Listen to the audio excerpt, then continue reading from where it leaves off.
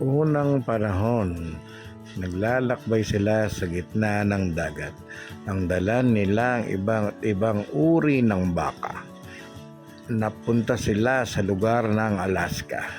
Nang nakita nila ang dato puti na hawak ang silver swan, napupunta sila sa piyesta kasama si Mama Sitas, Mr. Gulaman, Jelly Ma'am at ang anak nilang si Tasty Boy.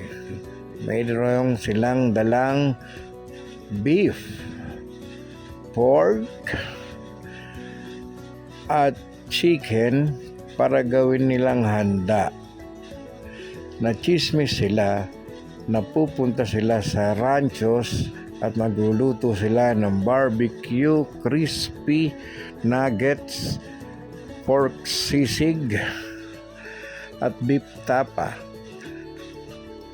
Kasama nila si Bossing, si Gemma at si Mrs. Sweet at humabol pa si Pampanga. At ang sinabi nila ay fantastic.